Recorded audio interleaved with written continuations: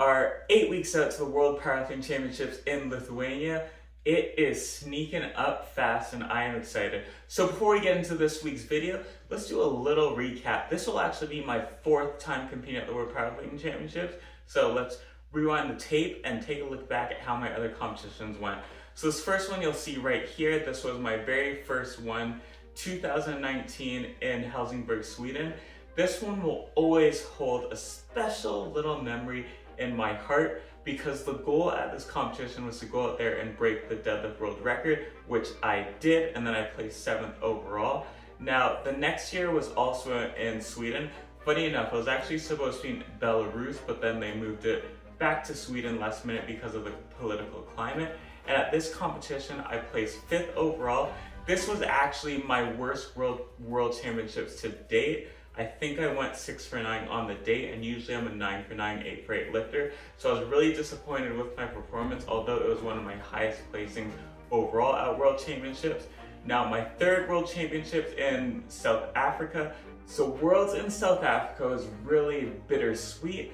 I did have a really good day. I went 9 for 9, hit all my lifts, and I placed 2nd, got a deadlift silver in the deadlifts overall. The problem at South Africa was I was actually placed in the B group, and then the A group was at nighttime, so I actually didn't know what total I needed to be competitive in the A group.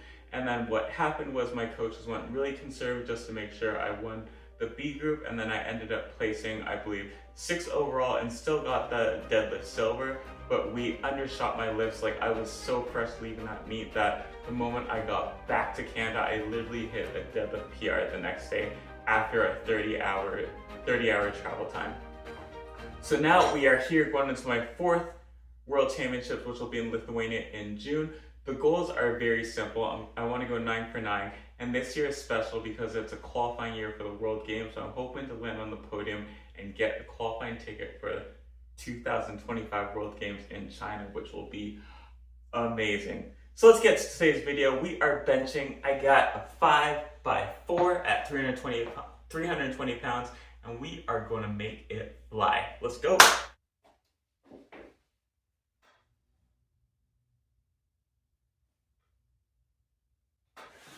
Also, make sure you stay till the end because I'm going to be littering this video with tips and tricks that can help you with your training, and also get into a little bit more into my mindset as well as I train and prep for the World Championships. The other day I was training with one of my athletes I coach, and I looked at how he was putting on his wrist wraps, and I noticed he was doing it wrong. Well, not wrong, but it could be better. So I find a lot of new lifters, when they're putting on their wrist wraps, they really just take them and wrap them only around the wrist. And what happens when you do that is you're missing out on some vital support. So what you really should do, or what I find extremely helpful with the wrist wraps, is I start at the wrist, but then I start slowly inching up so it covers the base of my hand, and that way it creates a lot more support from the base of my arm to my wrist to my hand, and provides less movement as well. So give that a try if you're not already, and let me know. When my client started doing that, he said it was a game changer in terms of support for him. So I hope that helps you as well.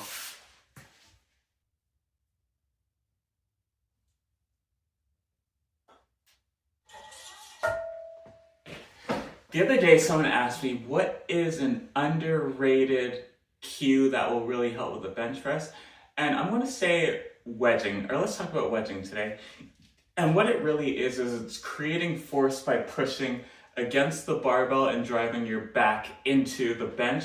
And it's going to help to create a lot of stability and force during your bench press. So I want to quickly take you through it with this 225-pound warm-up.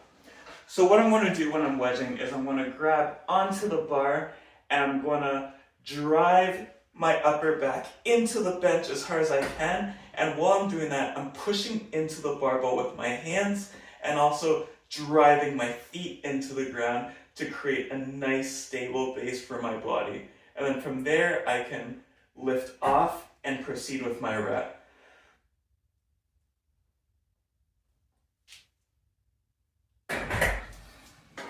If you're not wedging, I'd also highly recommend that as well. Give it a go and let me know how you find it in the comments. So I'm going to make 275 my last warm-up, then we're going to jump up to 320 for my working sets. And the goal is to make my first rep move just as fast as my to make my first set move just as fast as my fifth set. So I'm going to show you my first and fifth. We're going to see if I stuck to that goal.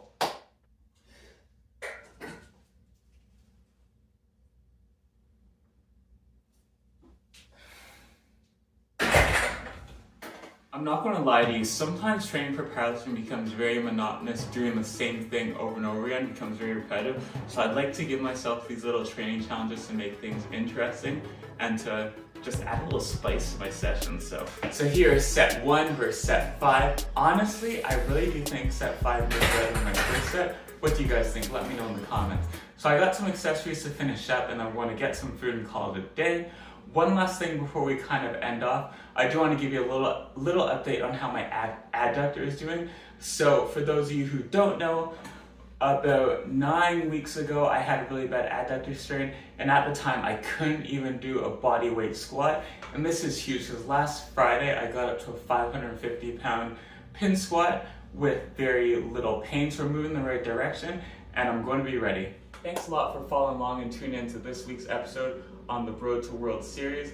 I got lots of cool new shirts, sweaters, merchandise at kfmerch.com. You can cop these new hoodies, which honestly just came out a few weeks ago. So head on over kfmerch.com. Links will be in the description. As always, train hard, train smart, see results, get cat fit, and I will see you next time.